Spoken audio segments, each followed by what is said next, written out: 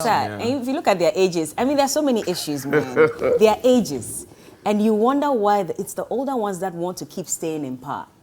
So even in Cote d'Ivoire like this, so the last election that took place last year, if you look at the ages, the youngest person was 51. Yeah. And it was only one person. Everybody else was 68, 70 whatever. Yeah. And you are asking yourself, this is some president who said, we want the next generation to lead. And yet when it came to the elections, everybody, opposition plus him, were all above the age of... And they are the same set of people. And it was really clear. It was really clear here in Ghana. 2020 elections, how many candidates did we have? Like 9. Yeah. How many of them were even 50 or even 40 something? They were all above 70. But I think it's a cultural problem. Is it? So for example, the latest of the issues, relating to this is the special prosecutor, not even president. Okay. Special prosecutor. Right. 41. And when you are looking at competency, people were questioning age. His age. That's right. And one of the references that he gave them was, if you go to France, one of the world superpowers, the president there is young enough. Yeah. When Barack Obama took charge of America, he was in his 40s. And so I think it's an African thing where people are always thinking of or relating competency and experience with age. And I don't think it's right. But is it not funny that, for example, on the African continent, if you check the statistics again, there are more young people than there are old people. Now, you raise the central point. Exactly. Check the ages of all those who appeared at the virtual meeting for ECOWAS. Then now look at the broader picture of AU. The older people tell the younger people that there are no jobs. This morning, there's somebody who has had done his degree. He has a first class.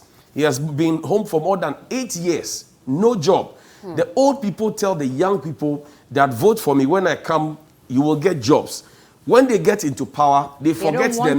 They want to stay on their job. Because they'll tell you the young person to get 4 years, 5 years experience. But how would they get the experience? Where's the balance then? I think we need to find the balance where you're looking at that practical experience and you're looking at that experiential knowledge as well. You're looking for someone who has a good mix or blend of these and says that, I know exactly how the system works. I want to fall in line based on the little that I have learned as well. Now, you see, Bella was making an interesting point about the next generation. The next generation is not led by the older generation. Right. I'm sorry, but there needs to be a very smooth transition from these elderly statesmen to these younger ones who understand what it means to move forward with the new digital age. We cannot looking at digital age, looking at and you see, we can only do that if we have the wisdom of the old giving way to the strength of the youth. I'll say it again. The wisdom of the old giving way to the strength of the youth. If at this point somebody is gone past 70, wants to be CEO of a state-owned enterprise, with the same old cake, when there's a young career person who has worked like 10 years in there and has the capacity and potential to be there. When you have that, and the old person doesn't want to be the board chair, but he wants to be the CEO to lead them, they go to office to sleep. You know what they said in G? I think if you go to all the African countries, to sleep. I know they have the same expression in their own native languages, because it is almost as if, there's a succession of the succession plan that even in the political parties, you have guys coming through with great ideas, with fresh ideas, with great energy, who have that experience as well in governance, but are not given the chance because they are saying, you are in your 40s. Where were you when we were fighting in 92? And to borrow Johnny's words, what Johnny always says here, people who are tied to the apron strings of the old retirees. You see, there are just a handful of us who think that the youngins must be given a chance.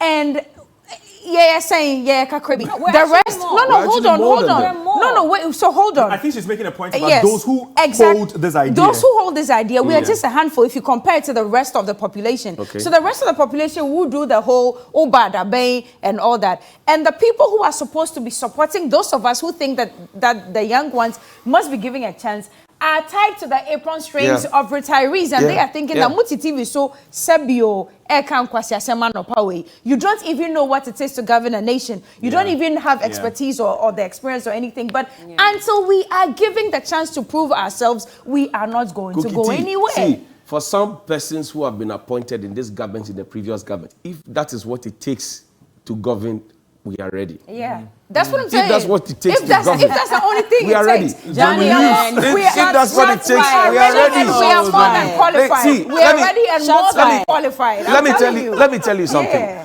Look at a beautiful scenario like somebody who has had 30, 35 years of public service in a certain field, specialized in that area.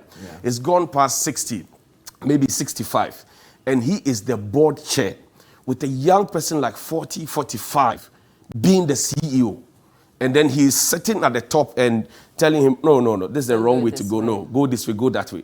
I'm saying until we change the era where 70 years, 80 years people want to be CEOs of state-owned enterprises, we will continue to account for losses. We will continue to declare all the losses, even though we may try to change, cigar this or that, we will still make losses. You know why? Because when they go to the office, they have 1-2 meetings, they want to go home and sleep. Because at 70, you are a grandpa. You need to be playing with your grandchildren. Not to say Stop that it. young Jump people it. are not corrupt too. So no, I'm not saying that they are corrupt. I'm not saying because someone might watch us and think that we're saying that no, it's the older ones. I have not said that. I'm just putting that across. I need to put clarity. So I've not said that. I've not said that they are corrupt. I'm saying that most of them are old. They need to pave way for the young people to come in. They need to be playing advisory roles. They don't need to be the ones in the trenches working. That's what I'm saying. Okay. If I'm a young person and I have a lot of energy in me and I could be guided to do more, I could stay late at night to work some more for my country, Ghana. Why am I sitting at home? Why are 439 doctors who trained outside, who have come back home, written an exam that cost them $770 since February and up until now because we have not constituted a board. They can't get jobs to do, and yet we go to the hospitals. There are no people to take care of the sick people. Does it make sense? It doesn't. What are you talking to me about? Anyway, we'll be right back with a lot more.